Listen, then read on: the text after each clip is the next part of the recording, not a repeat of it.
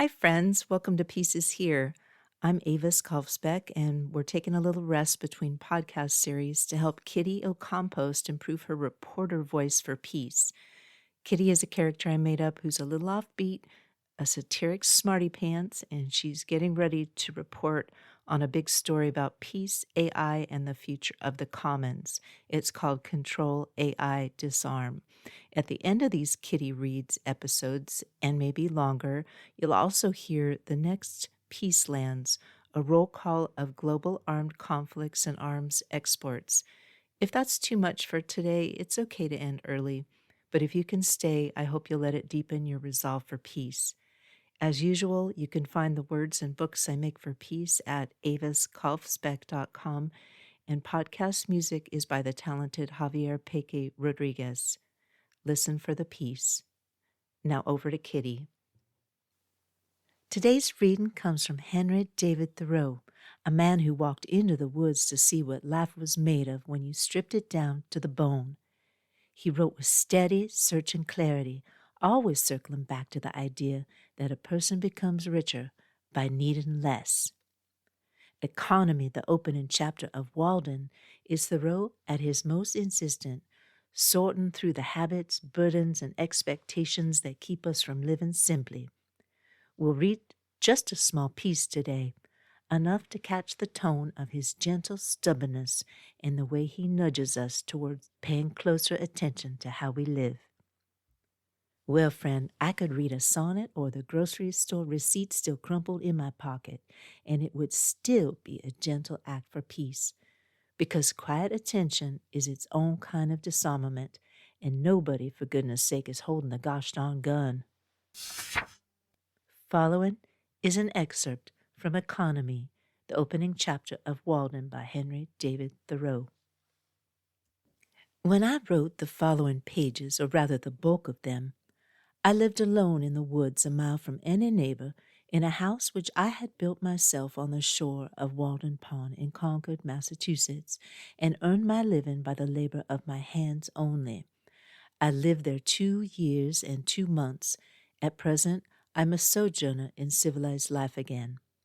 I should not obtrude my affairs so much on the notice of my readers if very particular inquiries had not been made by my townsmen concerning my mode of life, which some would call impertinent, though they do not appear to me at all impertinent, but considering the circumstances very natural and pertinent.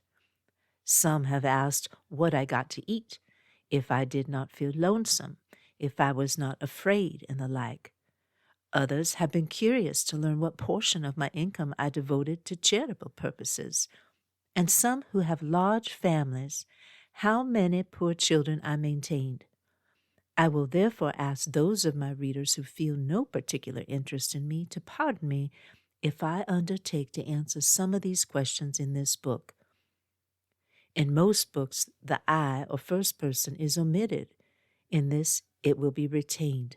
That in respect to egotism is the main difference. We commonly do not remember that it is, after all, always the first person that is speaking. I should not talk so much about myself if there were anybody else whom I knew as well. Unfortunately, I am confined to this theme by the narrowness of my experience.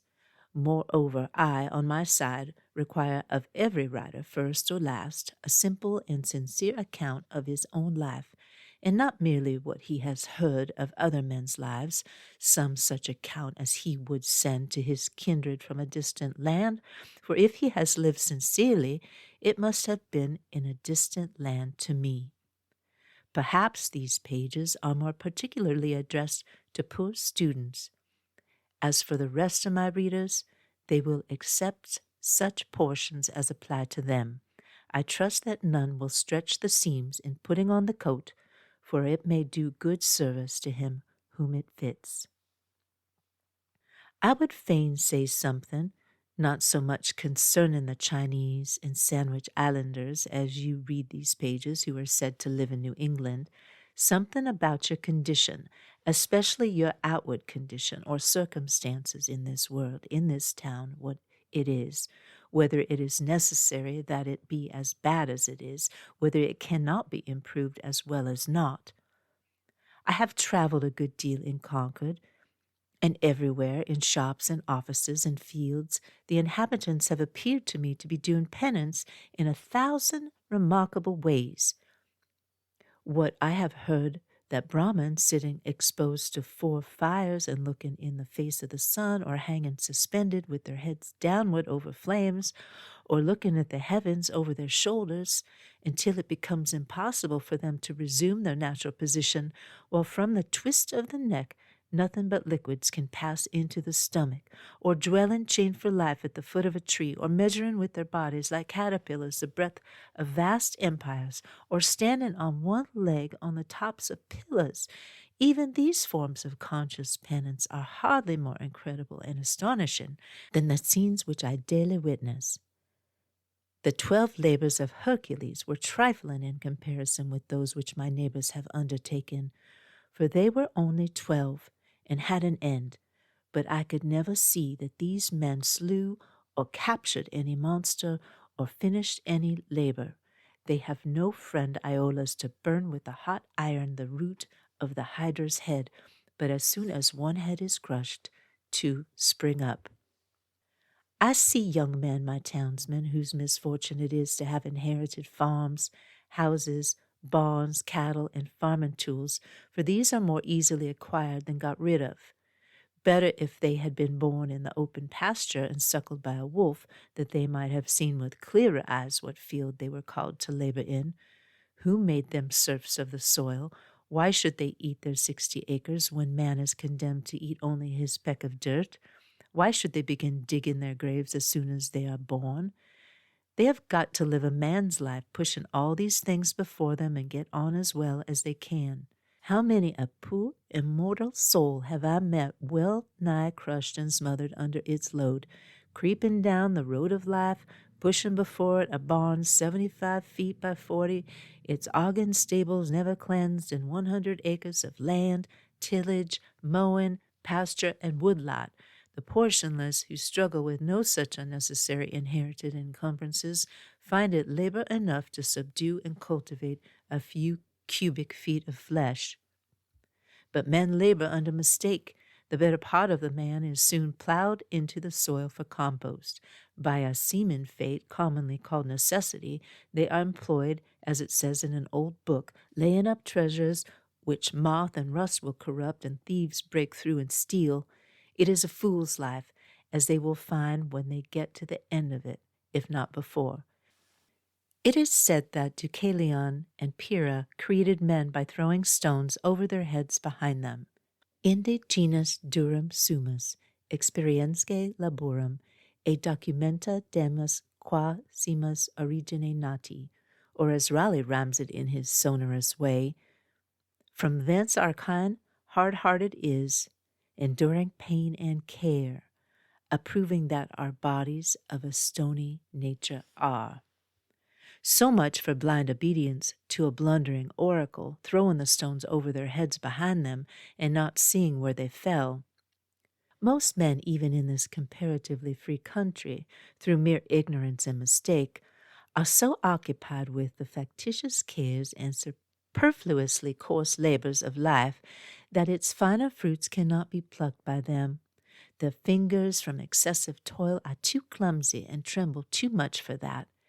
Actually, the laboring man has not leisure for a true integrity day by day.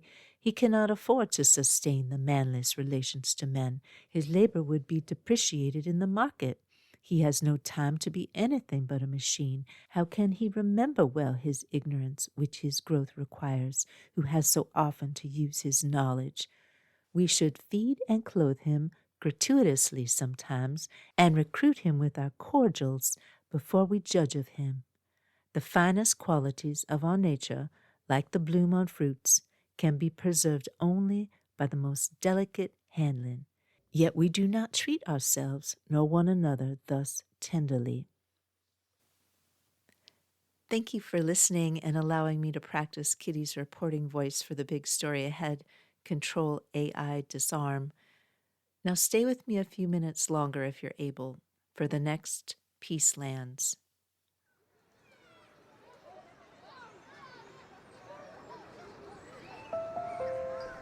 Podcasts usually have ads you fast forward through.